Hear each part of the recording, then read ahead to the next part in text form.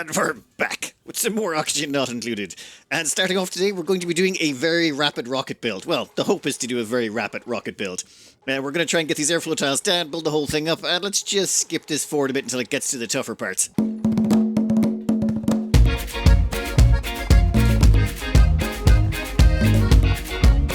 Well, it's time to start the dumbest part of the plan. Well, second dumbest part of the plan. Oh, just in case you're wondering, what we're trying to do here is take everything everywhere, well, all the major mass of the planets. We strip mined a bunch of them except for this one, so all the rest are pretty much empty. We're going to take all of those, cram them into some rockets, and then fly those rockets through the tear out on the star map and leave this place a desiccated husk with nothing left in it. Because, yeah, it seemed like a good plan at the time. I mean, turned out to be a little bit more difficult than expected, but I was kind of expecting it to be more difficult, which I suppose means it... Never mind. It turns out to be about as difficult as we were expecting, with a little bit more difficulty than we were expecting. The usual. Alright, that should be enough oil in there. And we're about to come up on a very crucial part of this thing. We're about to start making the refined carbon shield around our nuclear reactor. We had a lot of difficulty making this the last time, and I think I know where the problem was, and I think we can do it right this time. Oh. And one thing to note, we had to put all the piping through first. This entire layer around here is about to become covered in refined carbon. If we want to modify this and put pipes through differently afterwards, we can't. Not without destroying the refined carbon, which, just nope, I have no intentions of dealing with that.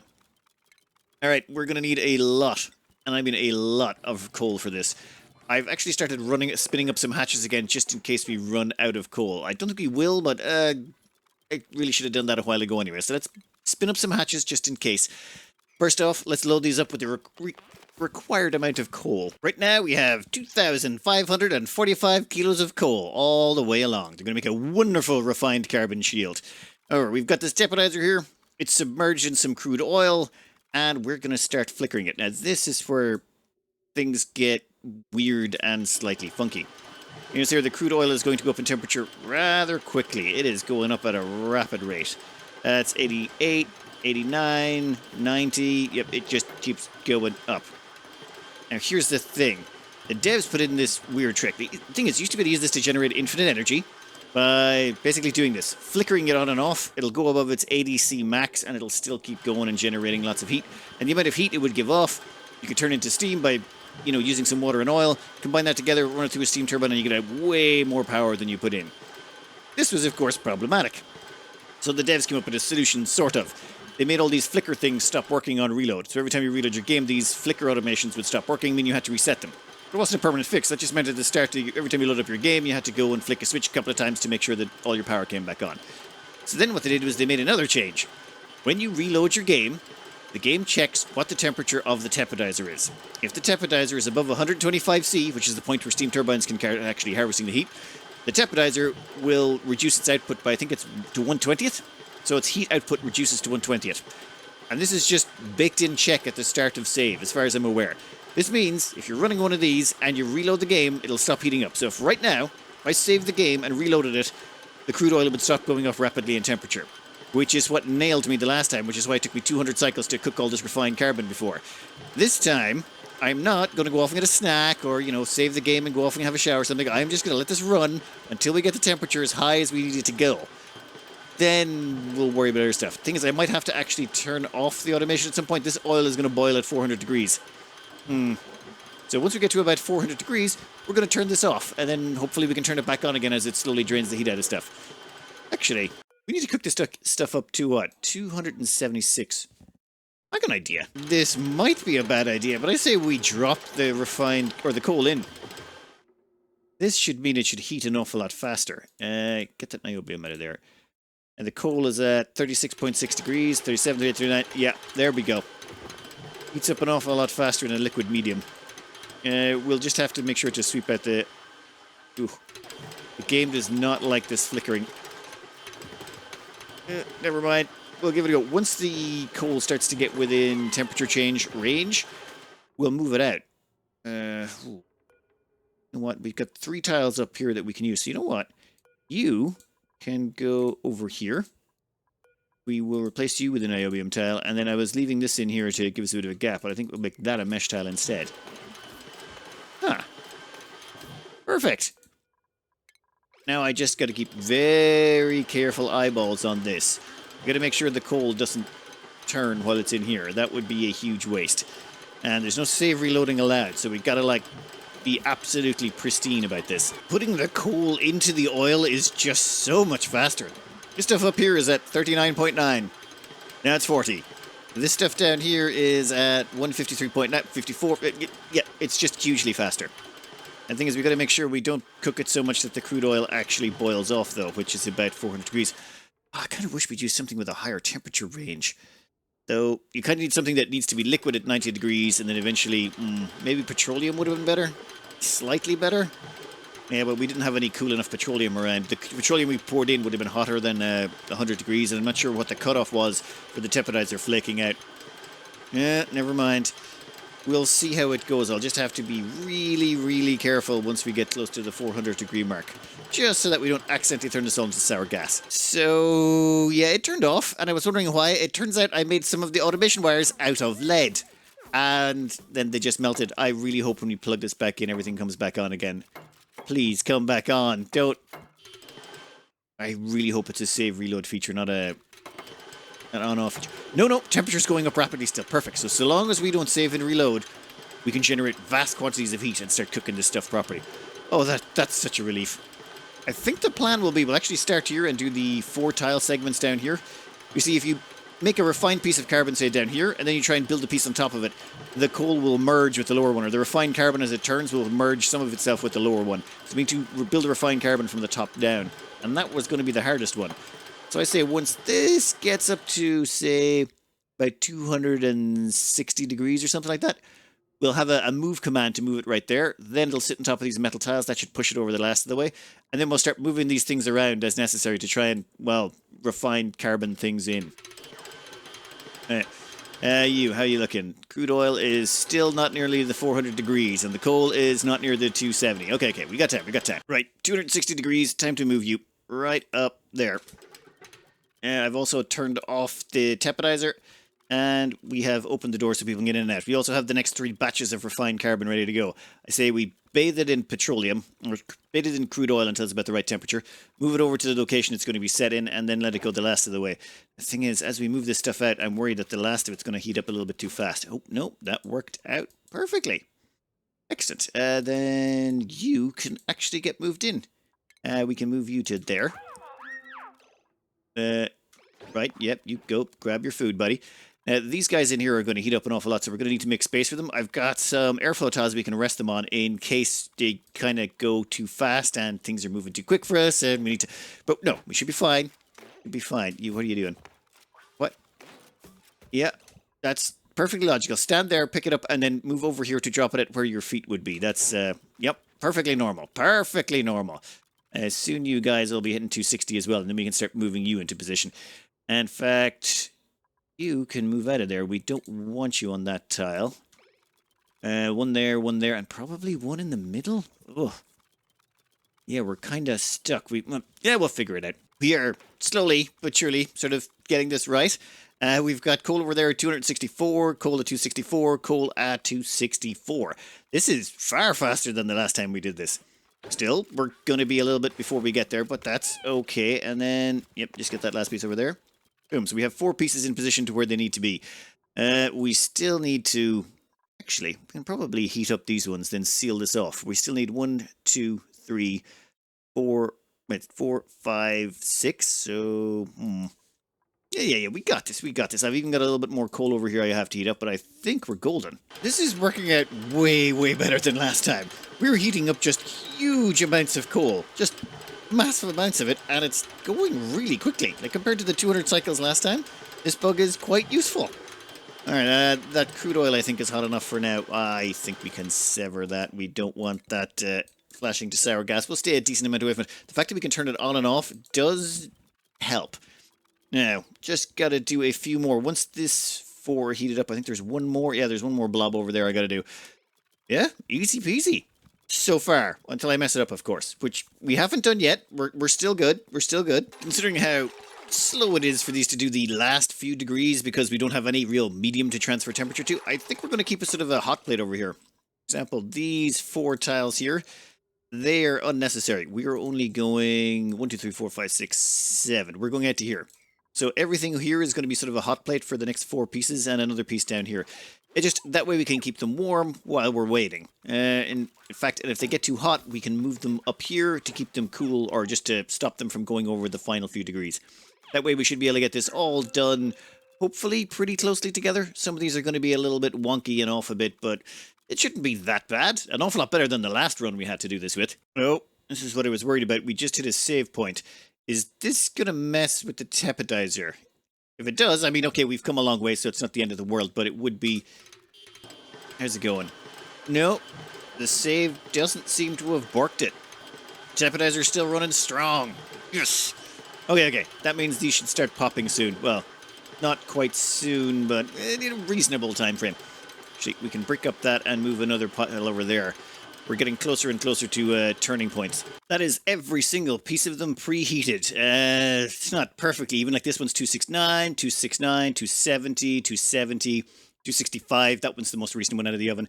We got 274, 274, 273, 273 over here. And this last one is going to go in the middle. I want these edge pieces. We have to basically do 4 pieces right here. And I want them to be the hottest ones so that... Well, we can't do the second, third, and fourth piece until the first piece goes. So the hottest piece goes there, then we put the second hottest piece below it, then the third hot piece, then the next hottest piece, and we should be able to get this all done.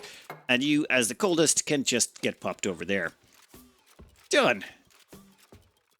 Right, then we just gotta wait for this one to get close to popping. We're probably gonna pull these off and dump them up here to keep them from getting any hotter, but we should be able to quickly and efficiently turn this into like a sealed area. And, oh my god, take those out of there if you wouldn't mind. To make sure they all don't just flip all at the same time, what we've done is spread out the temperature. This one is 276.9, which is about 2 degrees away from popping. This one is about half a degree lower. This one is half a degree lower than that. And this next one that we're moving down from there should be half a degree lower than that, which means we'll have half a degree of temperature time to delete this tile, move this coal underneath it, delete this tile, move this coal underneath it, all the way along. In theory, that should work. We'll find out when it all pops up. This stuff here will take a little bit longer. All the stuff on the left is going to be a little bit cooler than the stuff on the right. So hopefully we'll get most of this all finished around the same time. All right, we got a state change. That stuff finally popped. It's actually reduced in temperature. When it changes over... Oh, this stuff here needs to get to 279.9 to change over. So we're going to deconstruct that if you wouldn't mind, and we need to get this done before this gets to 279.9, which should be fine. Takes a little bit of time, and our duplicants should be along shortly. Just make sure that our end is getting processed if you wouldn't mind. Not that this is like a hugely important thing, it's just, if you mess this up at this stage, I would be very, very irritable. Perfect, that is fine. Then, if you wouldn't mind, would you move that coal right there? No one can reach it. Deconstruct that right there. Yeah, and I'm going to need someone to grab that. Yep, nope, that niobium. Yeah, could you sweep that up, people? Perfect. Now that this thing's on the ground, it shouldn't be gaining any more heat. That is good-ish. Actually, it's kind of bad for these ones over here. I want these ones to keep going up in temperature because we want to slot these ones under this and then under this. Probably should have thought ahead a little bit, but it's fine. It's fine. Just take it a tiny bit longer. I'm willing to make the time investment considering how much effort's got into this so far. All right. Once that one pops, we then delete the next tile, slot in the next one, and then repeat until we're down the necessary tileage. These ones here are going to take a little bit longer. Actually, what if we do that? Actually, no, that won't make a difference. I was thinking that would connect us to this, but it won't. You know what? Let's move this refined carbon down here. We'll stick it on top of some metal tiles we put down the bottom. This one's at 279.8. That means it should be ready just about now to pop, or very shortly. Come on. Go to 0.9. Okay, the moment it goes to 0.9, it'll drop 2 degrees, but whatever. There we go. Ah, perfect. How are you guys doing? 279.4, 278. You need to go. Then we'll move that one in. Yep, this should all be pretty much a breeze from here on in. And did any of that mess up? No, 254. If we do this in reverse and start at the bottom and work our way up, the refined carbon merges a bit with the stuff below it. And yeah, I have learned way too much about making refined carbon nuclear radiation shields.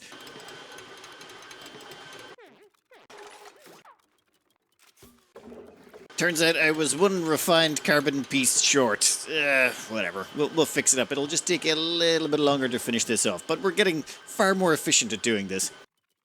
It's almost done. 279.4 for that last piece. Well, that's the last piece you missed. Mistakes I made. I made one big mistake. I meant to put a power wire through here. Well, we can't do that now. We'd have to dig this out and then replace it. And no. I'd forgotten how long this takes. There's an awful lot of effort, it seems, in coring out a rocket and lining it with refined carbon. I'm shocked at how quickly I forget just how time-consuming this stuff is. Sort of explains why it's not a common occurrence for people. Turns out cramming a nuclear reactor into a rocket is a little bit time-consuming.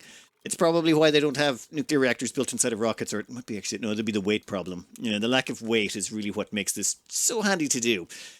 Yeah, rockets don't care about weight. Anyway, when it came to this rocket design, I started filling in all the bits and pieces on the side, well, as much as we can while we're waiting for this to complete. I took all that empty space we had left over in the design and said, you know what, let's stick it just full of as much entertainment as possible, and vary it up if at all possible as well. So we've actually got ourselves a soda fountain, jukebox, arcade, beach chair, mechanical surfboard, and a sauna. I figure if the dupes are going to be spending, you know, you're in a stable rocket that can survive for whatever 10,000 cycles out there, they should at least have some entertainment on board. We don't have holodecks or anything, so they're going to need something to keep them sane. This should work. I still have to put in the oxygen production over here, but that's, yeah, a thing. Oh, one thing. Where is it? Furniture-wise. Vertical wind tunnel. This thing is going to be going right there. You notice we've put an airflow tile right above it. The reason being, if you don't have an airflow tile or some way for the air to escape, all the gases this push up will get deleted. If you leave a solid tile there, this will just delete all the gas from this area for some reason. Not exactly sure why. But hey, put a mesh tile there. We'll probably have to put a few other mesh tiles to make sure the gas flows properly. Otherwise, they'll get popped eardrums. If you don't have the mesh tile in there, you're going to be deleting huge quantities of gases as you go along. Thanks to the comments for that one. That was a good point. I think only one person mentioned it. I was very surprised. Normally, people point out when I make stupid mistakes like that. But I think that may be an unusual one. Oh, it's done. It's finally complete. And it was all done in one sitting. No crashes, no reloads. Look, we can still plug this sucker in, and look at that. Temporizer is still pumping out the heat.